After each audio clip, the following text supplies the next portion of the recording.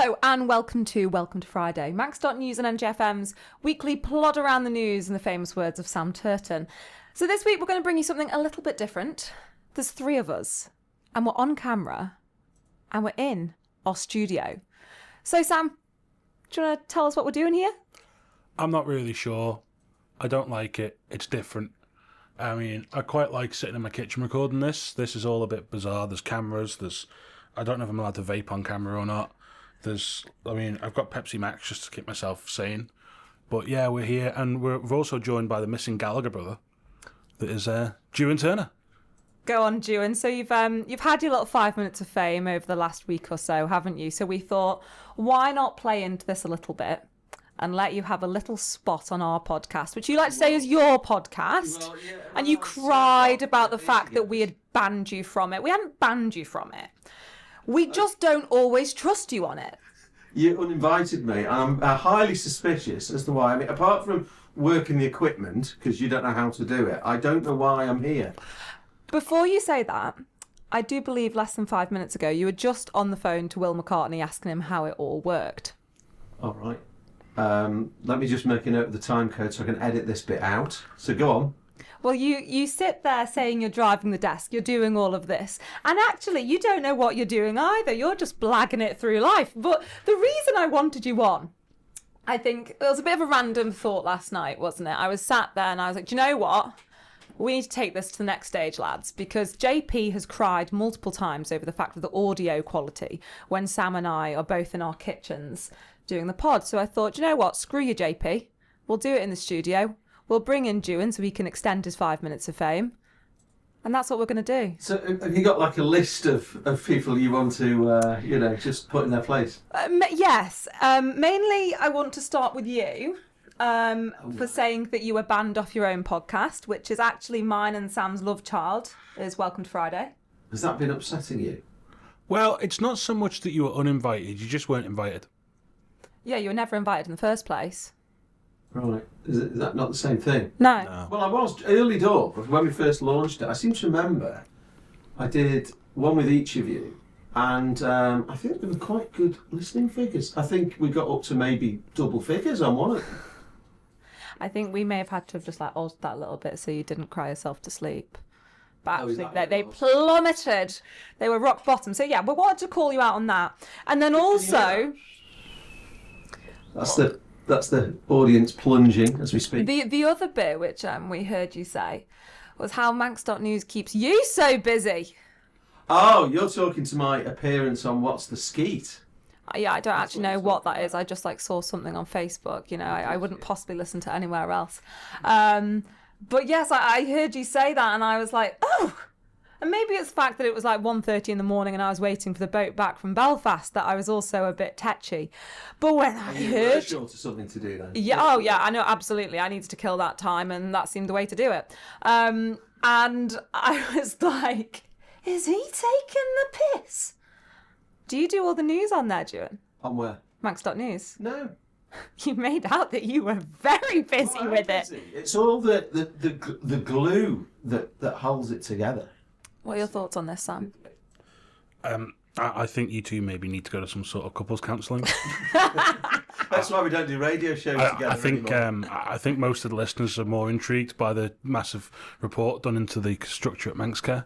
Okay. Than this little awkward bit. However, we have found the highlight of the podcast really that you did with Percy, and I think you can drill it down to this. We're going to put this in right now, and I think this really sums up the entirety of the podcast that you really need to listen to. I agree. Wise words, Percy, wise words. Which bit? I'm totally lost now. It's just at the end where he goes, anyway, thanks for coming in, Juan. See you later. Was that the best bit? No, just because you're here and we thought we'd just bully you while you're here, so why not?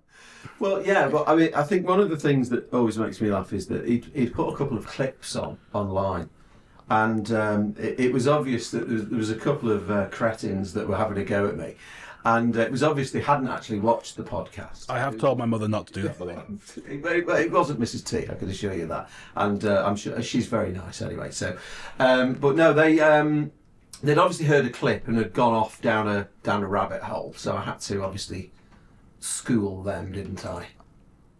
Well, I had a look at the comments last night and I was wetting myself because I was like, Juan, you can't say no to a Facebook argument, can you? Can't resist. You bloody love it. Can't resist. Is this giving you like a throwback to our breakfast show days? Well, this? Yeah. Other than this is being recorded at a much more sociable time, yeah, it is a bit, really. Do you think if Beth goes off sick, at any point the three of us should do the breakfast show? No. Yeah. No. I Yeah, think not that a would be chance. amazing. It would probably be the very last day. I'll drive the desk for that one. Oh, no, you won't. Right. Not a chance. Let's cut the bullshit, guys. Let's get into the news. Sam, biggest story of the week. Well, for me, it's the latest report into Manx Care. Okay. So, Manx Care's governance, there's been, how's a better word to play it? It's been laid bare a little bit of failings, strategic planning, risk management, accountability. The report reveals a government structure struggling with significant gaps in oversight. They're talking about the mandate now. Do you remember earlier in the year, all we were talking about was mandates? Yeah. And not the sort that Juan goes on with JP when they go to Toby Carvery and have a lovely evening together. Isn't that a programme on a rival station mandate? Should we be promoting that? No, I think it used to be. Oh. Back when it used to be a public service We broadcaster. had listeners. Yeah. Okay, carry on. So basically, the report says that there's a lack of clarity as to what the mandate represents. There's been significantly impact upon development with Manx Care basically, Manx Care has no long-term vision. It's just bumbling along from year to year as the experiment that is our healthcare system continues. And it goes on to highlight a disconnect between a mandate and the financial settlement. And it criticises the committees that exist within Manx Care. Apparently, meetings are regularly cancelled at last minute. People aren't turning up to them. At one point, they were discussing a staff member who was part of an ongoing investigation, and this was not stopped by anybody, which they said potentially risks that investigation succeeding. There's doubts on leadership effectiveness, although there is actually some praise for the board at the senior level of Manx Care, but there's a lot of issues around non-executive directors were found to contribute unevenly, some offering little to no input during meetings. You can find the link to the whole report on Manx.news, but it's just interesting that somehow yet again we are looking at a case of, well, when they set up Manx Care, they didn't really think through what they were doing, because what a surprise, Tynwald didn't think through what it was doing, but also the structures that are in place just don't work. And this is not... What's the best part about this report? It was a quango, but go on. Well, the best thing about this report is that this is from people inside the system. This isn't patients, this isn't me or you having a go. This is people who are working day to day in it, who have looked at it and gone, well, actually, there's a problem here. Do you know the one commonality between all of these government stakeholder companies, departments, whatever the hell you want to call it, is the word disconnect, which I think is really, really interesting. Like, you clearly have a huge disconnect with Manx Care, and obviously between your management levels and also people on the ground. Throughout the whole of government, we have a complete disconnect between the public and private sector. It's just across The everywhere. Manx government has got a bigger disconnect problem than the Bluetooth setting on a 2004 Renault Clio. It's unbelievable. But at what point do we think it's going to change? Or do we think it is ever going to change? Well, when they went down this route of setting up Manx Care, I said, right then, this is an absolute load of nonsense. It was all about, it was going to make it more efficient and all the rest of it. I said, it's not going to make it more It's a efficient. lack of accountability. You can't create a whole new layer of bureaucracy and an arm's length organisation. Anything that's arm's length is code for unaccountable, out of control, and a money pit. And Manx Care has been all of those. They're doing nothing in Manx Care that can't be done under the way it was before, under the DHSS, DHSC. And the other thing is, it's costing more money, and actually there's more room for everything to get lost in, I'd have said. Well, yeah, no, so let's just backtrack a little bit on a thing that happened, I think this was last week, was the most recent, the leaked letter that was published online, and, we all saw the thing of it where they were saying about cutting surgical hours. So you get onto that where they said, we got onto Manx Care and said, we'd like Manx Care's statement on this. What are you actually saying? We then asked the DHSC separately, when did you know about this and what do you know? It then turns out that Manx Care and the DHSC are putting out one statement through Manx Care, and the DHSC just go, no, speak to Manx Care about that. Sorry, that's not good enough. I asked, what did the Minister know? When did she know it? And instead of that, we get, speak to Manx Care. And then if you get the other situation where you'll ask us a different question to Manx Care, that's a DHSC issue. And then amongst all this, it doesn't actually work as a system. Beyond the whole thing, if you've got separate organisations such as Manx Care and the DHSC who have got their own structures, they shouldn't actually be engaging with each other like that. They should not be sharing that stuff because technically they're separate legal entities. Well, yeah, I mean they established it under statute, and their theory was, again, they're just trying to play big country politics when really they're a small island where everything should be very... It's a glorified cottage hospital, which is... Talking of the cottage hospital, Well, there we that goes back to the health cuts that aren't happening, remember, Sam? They're not cuts. What are they, efficiency savings or something like that, some bullshit. But they've basically, at Ramsey Cottage, the beds are dropping. Now, I'm hoping I've not got my figures wrong here, but I could, so you're going to have to go to Manx.news to 100% check them. They're going from 31 to 20. Yeah. Which they basically has said in a roundabout way is to encourage more of the elderly people who end up being treated primarily at Ramsey Cottage to be treated in their home environment to stop them being in hospital. No, it's not. It's because we're cutting. It's a health cut. Yeah, that's how they flower things. Yeah, we flowered it up. It is a cut. Yeah, the people surely are in hospital for a reason, and that's because they need the care, not to be. If they needed, if they were okay, they'd be at home. They're in hospital for a reason. Surely there is an argument in this where the recovery time for people who can go home after certain operations and for a lot of things, people do tend to recover quicker in their own home, and definitely older people. And the argument is you've heard that.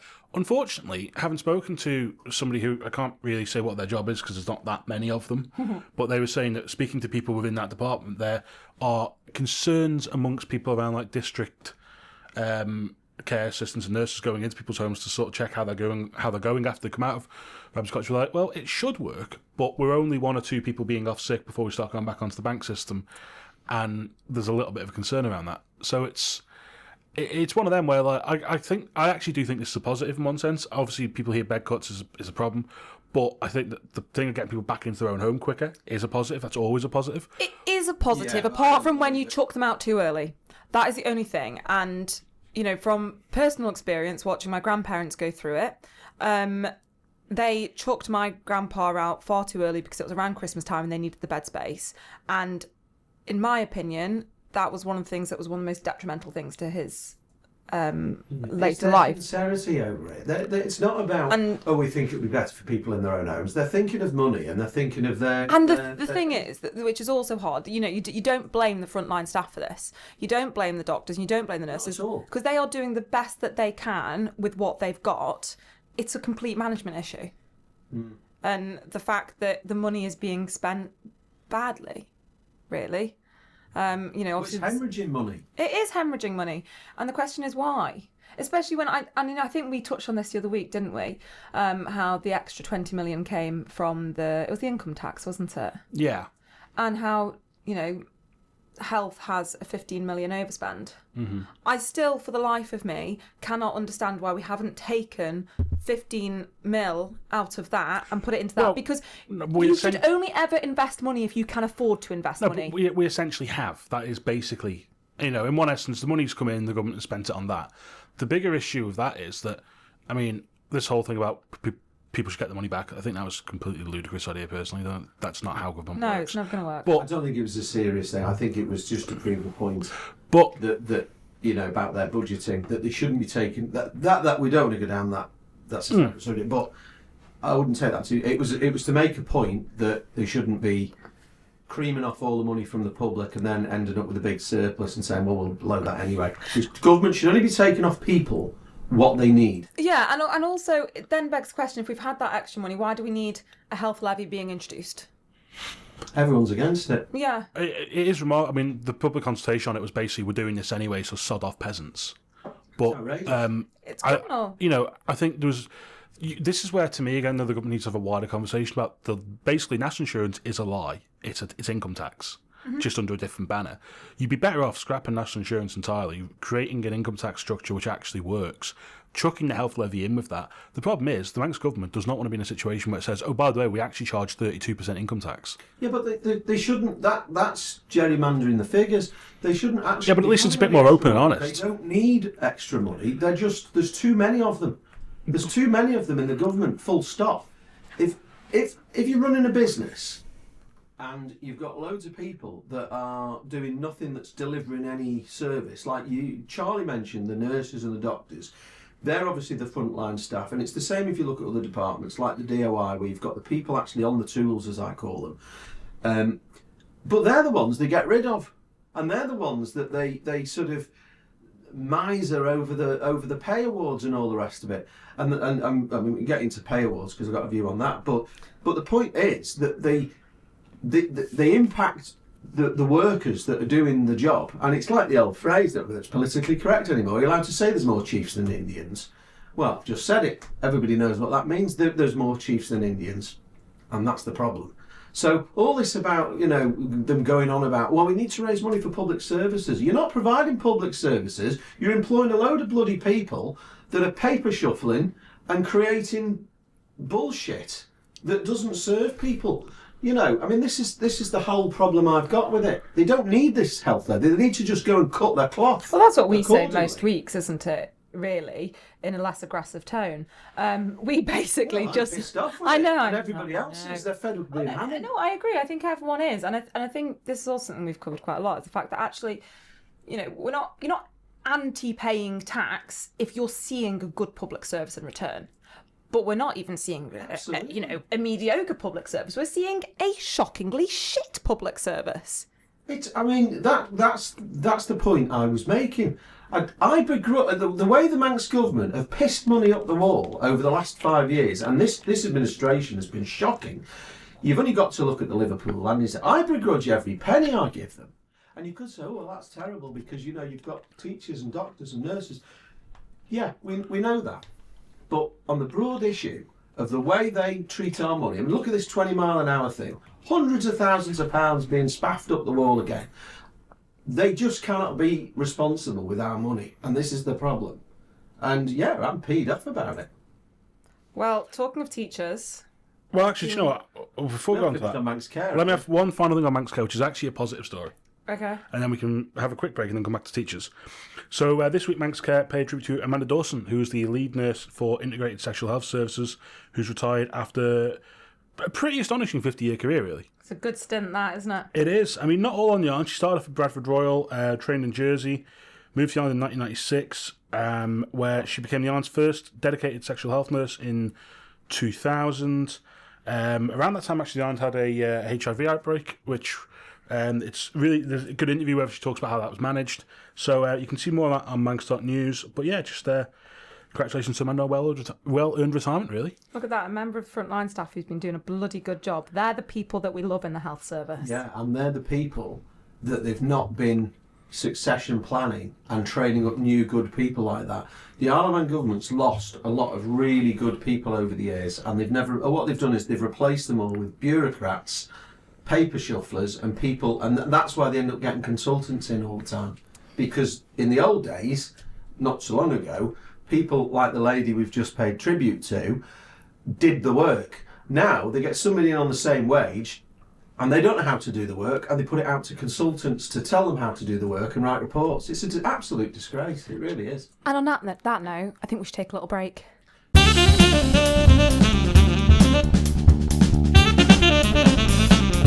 Hello and welcome back to Welcome to Friday. For some reason this week coming to you live from a bunker somewhere in Tremode. So Charlie, you want to talk about teachers, and it's the National Association of Head Teachers and School Leaders or something. I think they are these days, aren't they? Yeah, they are. So I believe you did this article, didn't you, Sam? I think so. Yeah, I think you did. Now, it was the same night that the Manxman had its little about turn in Hesham.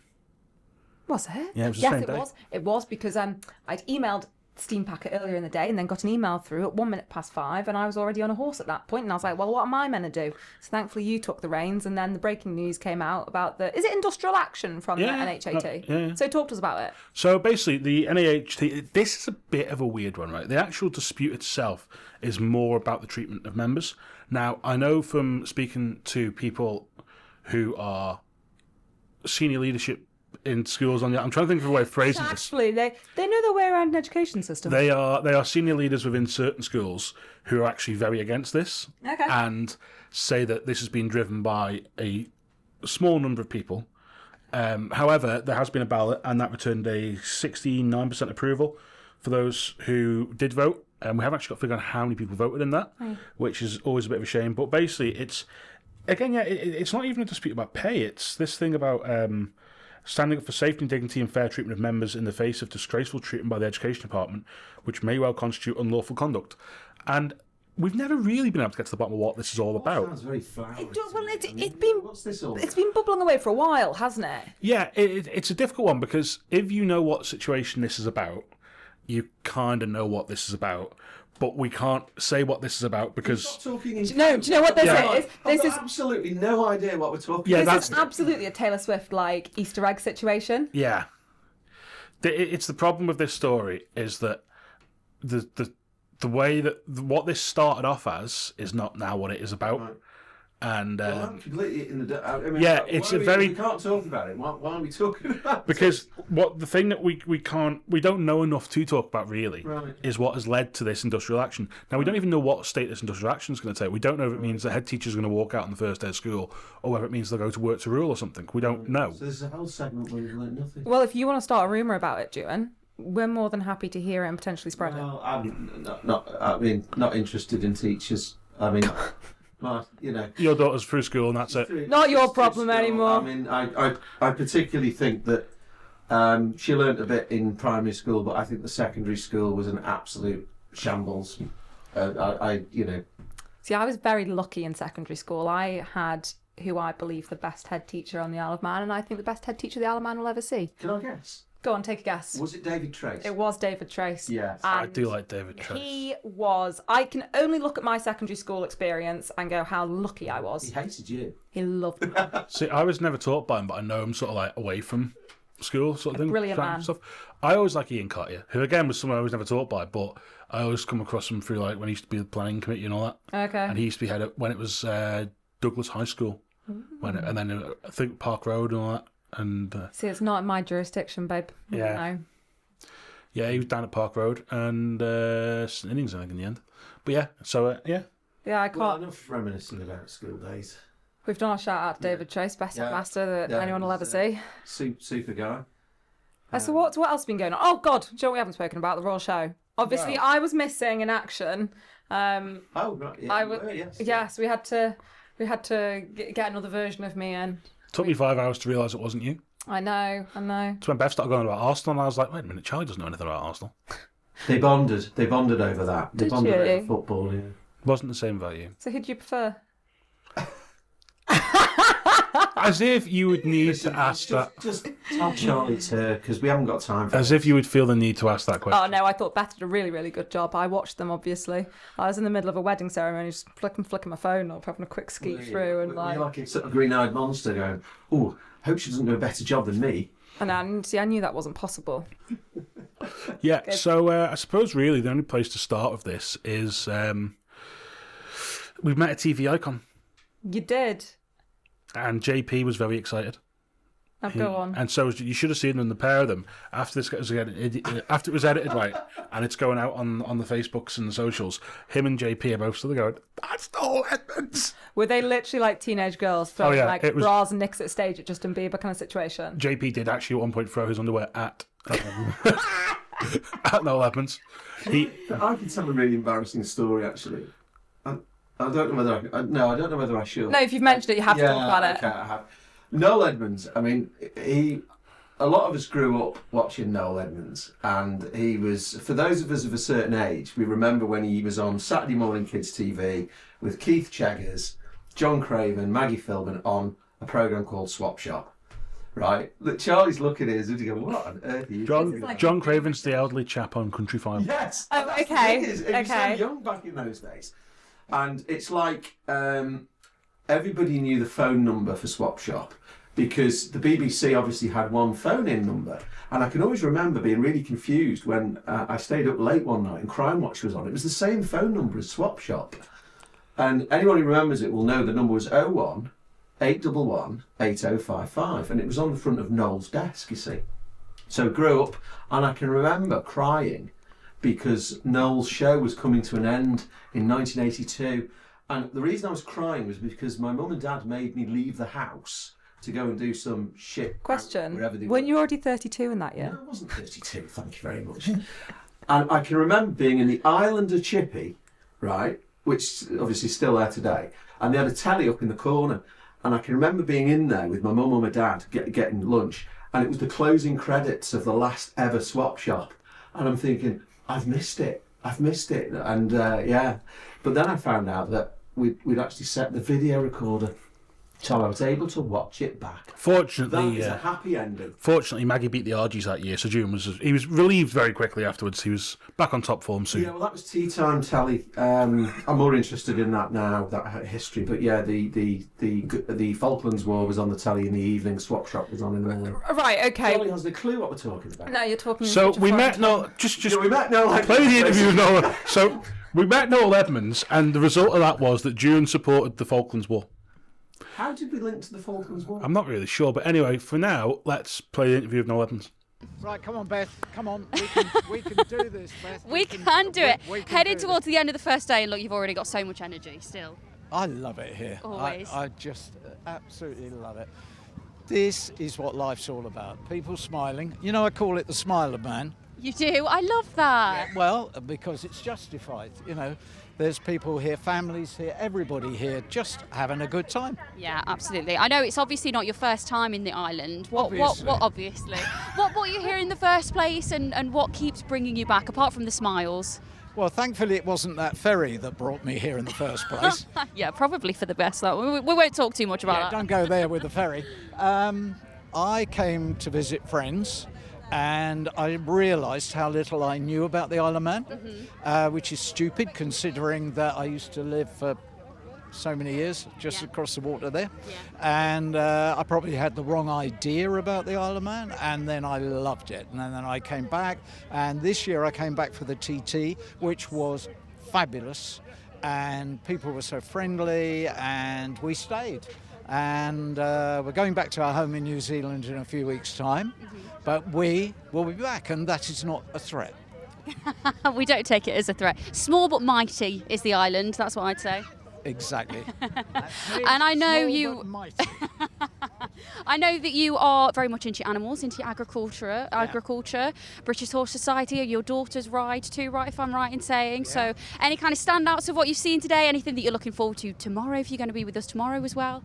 I'm not here tomorrow.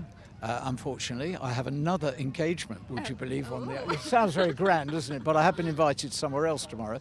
No, I come back to the thing that the standout for me is this, and I hope people don't get the wrong idea of this comment. This is traditional. This is traditional community values. This is traditional rural values and activities. I get an energy from this. I love animals. I love the charities that are here. I love the people. So, I'm in love with the Isle of Man. Oh, well, I'm sure the Isle of Man loves you right back, Noel. And also, big shout out to the charities as well, because I think that is something that is forgotten. Obviously, the incredible agriculture, loads of amazing food, which is brilliant. Yeah. But there are some incredible charities here too, right, which definitely deserve the spotlight. Yeah, and do bear in mind, these are all volunteers. They're giving freely of their time, and there's a variety of charities here that you can decide to get involved with. I'm a helicopter pilot, so I'd recommend people donating money to the air ambulance. And also there's a very good organisation that support people who are finding life very difficult. How can I put this? Because the word suicide conjures up so many unpleasant thoughts, but these people are brilliant, and they are helping people who feel that life is hopeless, and they're putting hope back into their lives. Absolutely incredible. Amazing. So definitely do go and check out those incredible charities if you are here today. Thank you so much. I'm going to let you go on with your day. An absolute pleasure. And I'm sure we'll see you back on the island again very soon. Thank you very much. And well done, James. And there we go. So after meeting Noel, we also met... Can I just mention, though, in fairness to him there, in that interview... Yeah.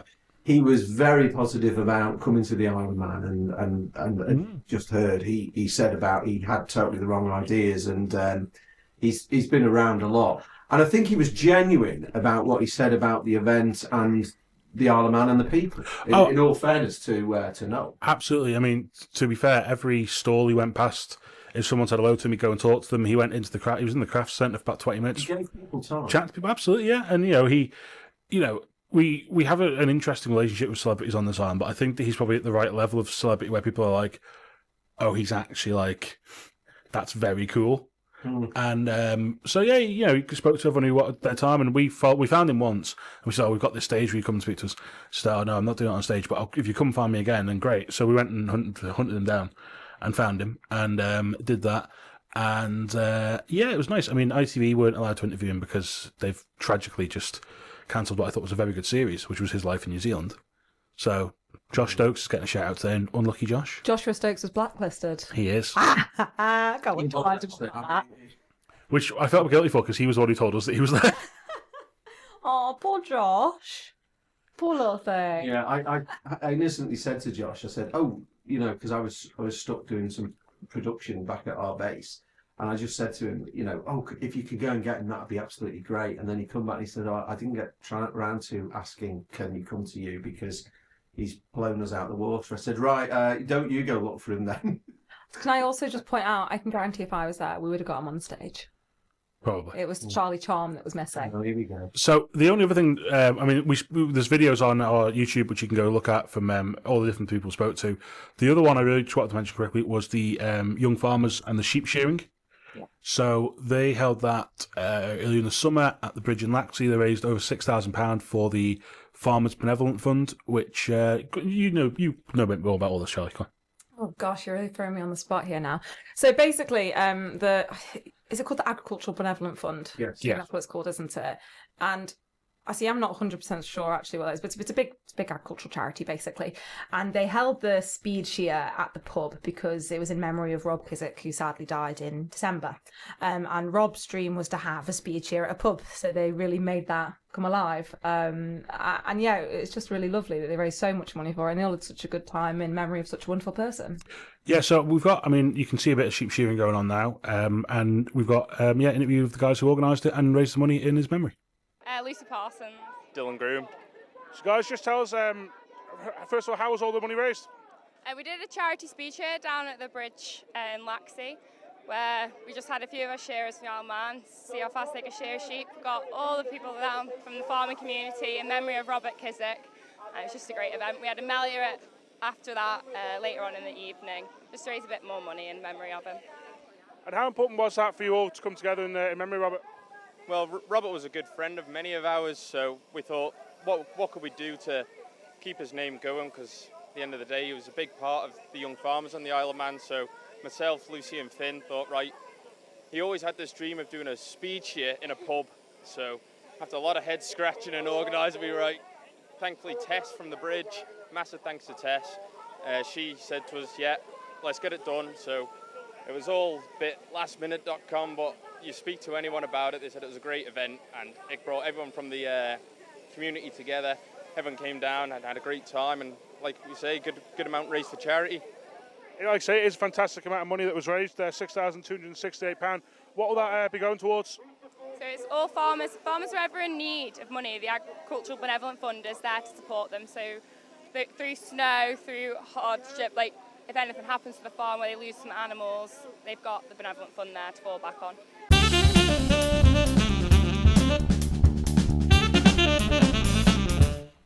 Who's picking up? You can. Oh, I'll do it. I'm very honoured to say welcome to Friday. How did that I'm feel, a Julian? guest. That was like your first. Was that your first ever link on Welcome to Friday? I don't know. We recorded the one I did with you. We recorded at your place. Yeah. And the one I did with Sam. Where did we record? Get it over Zoom. Oh, we did that over Zoom, didn't we? Yeah. I Then we had thought- the complaints from JP about the quality again. Admittedly, I was running a dishwasher at the same time. Yeah. I think he'd be complaining now that he's now got the added horror of our faces. That's because it's hard in the private sector. We have to multitask. We can't, we're not all public sector that can afford to do one thing and then another. Private, we have to try and do everything at once. True story, bro. Yeah. So, sporting news. Sambo Wambo, talk to me. Go on, let's start on the negative. So Tuesday night, I was away with FCMN at Earlham. Wasn't a great night. We got beat 4-0. Yeah, on the A57. Jesus. Yeah, Greater Manchester, lovely spot. Don't. He's going to start on service stations in a minute. I can feel it. There's no service stations on the A57 since they closed Little Chefs. So yeah, we FCMN got beat 4-0, 2 goals in each half. Leaves them bottom of the league. It's been a difficult start to the season. Only 1 point from 4 games. Wasn't great as a performance. But yeah, away again on Saturday at Abbey Hay, so hopefully kickstart things from there, really. Now, there's a really cool bit of sporting news this week, and I'm going to feel awful because I'm not going to remember his name in front, like, here. But there was the Ramsey half marathon and marathon on at the weekend, and we had a Paralympian participate. He did the marathon, didn't he, on 2 blades? Was it his name Richard? Oh, David Griffiths did a super little feature on Manx athletics. He did. Yeah. Getting you out of the mire here. Basically, what's happening is that because the Wi-Fi in this building is so dreadful, we can't actually check. No, so but what's really funny about this is I was actually driving home, and I actually drove past him, and I was like, oh my god, how cool is that? Like, he's running the marathon on blades. That's absolutely amazing. And then I got back and I went and did a bit of stalking, and I was like, oh my god. He was on Celebrity Hunted. The fact he's a Paralympian and all that, really, really cool, whatever. He was on Celebrity Hunted. My, like, absolute dream of my life is to go on Hunted. Like, I think I'd be amazing at it. But yeah. And I was like, I was convinced it was a sign from the universe. I was like, oh my God, I watched, like, his season not that long ago. And I just saw him, like, less than a mile from my house. So I think that's a sign I'm going on Hunted. But yeah, he did it and he was amazing. 49-year-old Richard Whitehead, MBE. Yeah, Richard, I did say Richard. I knew it was. So there you go. And then also, Krista Kane has just been on phenomenal form. Yeah. As always. Did she break her own heart? Break her own record again, but was just shy of winning the overall? Yes. Yeah, which is just a phenomenal feat. And then she did the Ramsey Park run during the week as like a recovery run, and also just sort of like smashed records there. She's just absolutely incredible. And I know we spoke to her obviously at the Sports Awards, and here actually she's relatively new to the sport still. Like, this woman is just incredible. Like, I often see, if you're driving around Douglas, you'll often see her running around, like, and she's a machine. I've actually heard that Domino's now test their car performance against her. So they should. She can run pizzas around Douglas quicker than they can drive them. Other pizzas, and in fact better pizzas, are available. Well, of course, we've got next year, of course, Commonwealth Games, albeit slightly scaled down, so I'm sure we're going to be seeing some of these local names on the squads. Obviously a bit early yet to find out who's going, but you know, a lot of the guys that we've been featuring in news stories over the past year have done well at previous games. So it's an event I quite look forward to. I think it's the highest level I think Manx athletes can compete at. So, and it's in Glasgow, so it's not too far away. I think we would be expecting Krista to be aiming for a medal there. I mean, yeah, I think the last medal the island had, I think, was shooting at Brisbane. No, was it India? Did we get one? No, we got a silver medal in Brisbane, down at the Gold Coast. Yep, so that would be. I thought we got a bronze the one after that. It's Tim Neal, isn't it? Was the last. The one after that was in Birmingham. Was that? So, yeah, so it was the last one that we went to before Birmingham, then because they didn't have shooting at Birmingham. Yeah, that was Gold Coast. Yeah, so we got. I thought it was bronze we got there. I thought it was silver Delhi maybe. But that was before that. But yeah, no, anyway, because I know myself, Chris Cave, and Mark Edwards, we had a feeling that the medal was on, and I can remember it was like a 70-kilometre bus ride to go up there. We thought, we've got to get up early to go that. It could be on this, so we decided to go and do it, and so glad we did to be there at that moment when the medal. It was a silver medal because I did the press shots. Chris Cave did the interview. Can I tell you a fun story? Yeah. I went sailing with Chris Cave's mum the other week. Did you? Yes, me and Helen were doing a little regatta in Peel. Oh. Yeah, but anyway, sporting, sorry. I had to mention it while I remembered it. The other thing to talk about is Amy Kringle. 8th fittest woman in the world. Yeah, I saw that headline, Charlie, and I thought I couldn't have got away with writing that. No, I can, though. Yeah, what a legend. What an absolute legend at the CrossFit Games. That's her second CrossFit Games, I think. I think so, yeah. Yeah, which is... Yeah, she came 13th in Fort Worth in Texas and 8th in Albany, New York. So at that rate, she's on course to win it in 2 years' time. Let's hope so.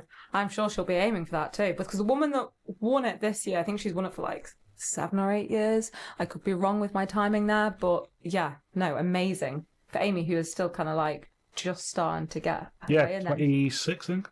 Yeah, and she's on the biggest stage in the world, CrossFit. Incredible.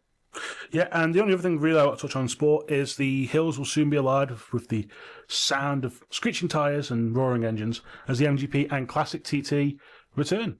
It does indeed, from my birthday, actually. It's from Sunday, isn't it? Yep. So MGP starts from Sunday. I think qualifying. I'm ignoring it. I think MGP is that starts on Sunday. The Classic's running to qualifying alongside. Then the MGP races, and then the Classic race the following week. So it's over like 2 weeks, the whole festival. I know the MGP is great. I'm really looking forward to the Classic. Yeah. Just because I like seeing the old bikes out. And I know this year they've got a celebration of sidecars from what they refer to as the Racing Golden Era, which should be interesting. So they've got that coming up with, and you've also got a big tribute this year, the Classic TT, to Joey Dunlop. There's a lot of stuff going on around him because it's obviously 25 years since his historic and last 3 wins at the TT. So there'll be all sorts of stuff on, and hopefully it's going to be quite a good year this year because the weather is looking not that Manx. Weather's looking good. Yeah, The long range is looking very nice. We tend to have nice August evenings. Well, do you know what? It's because a legend was born in August. It's Leo season, baby. Is that right? Yeah. Good weather.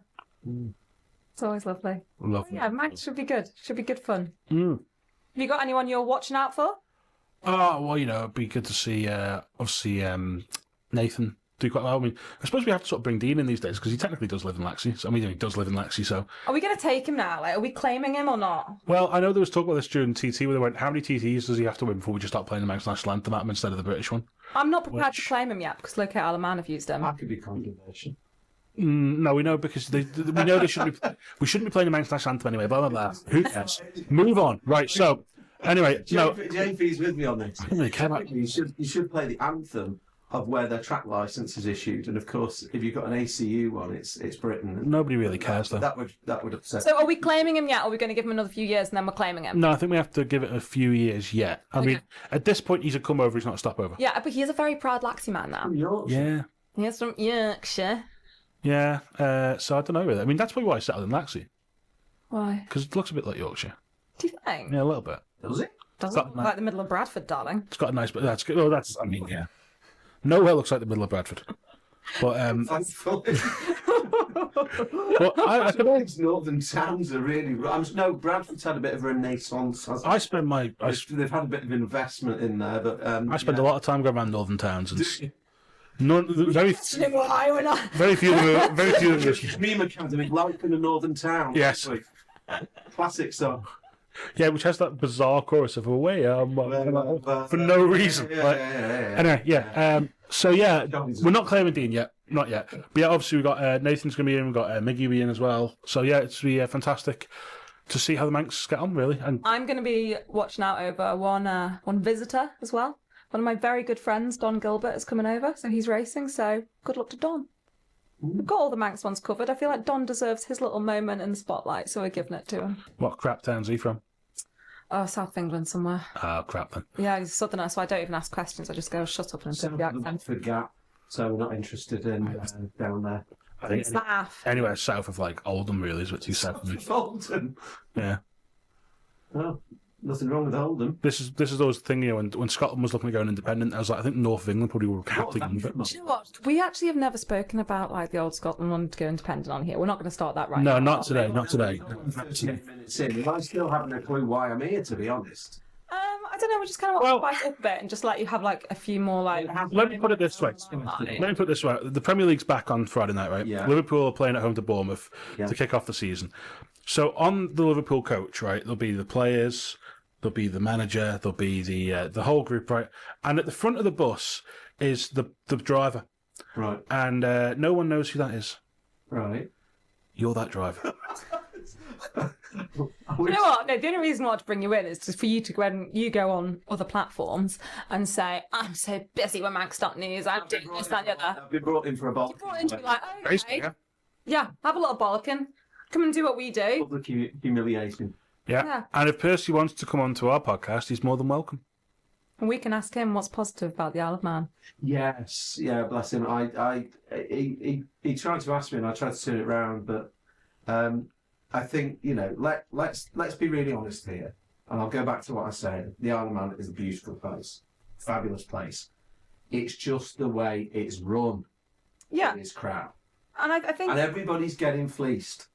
Yeah, and everybody's sick of it, and that's the point I was making. And I think the thing we've maintained probably since we did that farming documentary in 2023 was the fact that the Isle of Man has all the potential to be one of the best places on the planet. It could be absolutely incredible, but sadly it is failing. And what have they done since that? Made it worse. Made it worse. What are they going to do about it? Wait to go for the next election. We're just going to hear a load of lip service for the next 12 months. Well, there you go. We are officially kicking off the 2026 general election campaign. What a way to end the show. I mean, most of the politicians have been electioneering now for a good 6 or 7 months anyway. Good indicator for who's standing next year and who isn't. But, yeah, on the back of that, I think we'll... Which ones are committing political suicide? Well, yeah, I mean... Speed limits. By the way, for anyone who wants levies. a good laugh, which is definitely not aimed at any particular minister at all, check out Rob Carlister's post about the post in Onken, which is definitely not at all a permanent fixture, having now been tarmacked into the pavement. You can go. Really? Yeah, it's been tarmacked in.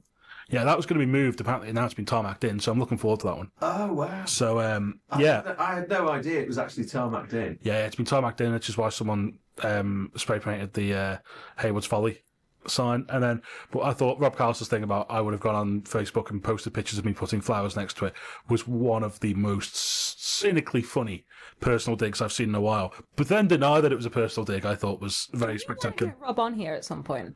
I think in the build up to the election next year, we should have more of them on. Yeah. I agree. Well, if we're wrapping up, because Charlie insisted this one was done in a studio with cameras, we should maybe, for those who are watching and not listening, we should just all wave at that camera up there. To take That's just so like fucking boomer of him, isn't it? I was thinking that's very sort of like, if you've enjoyed this week's Blue Peter. No, it's what they did on Multicoloured Swap Shop with Noel. Yeah, we weren't born. No, I know you weren't born. You weren't born when Saturday Superstore was on, Alive and Kicking, and Saturday Morning TV with Cat Dealey and... I know that now. You were definitely alive for that. Actually, how old are you? I'm 28 on Sunday. Oh, you're such a baby. On Sunday. She's not mentioned that a couple of times. So, yeah, I think we should probably... I mean, to me, that's more like a country file ending, which is sort of like wave to a drone shot, like... Bye-bye. Bye-bye.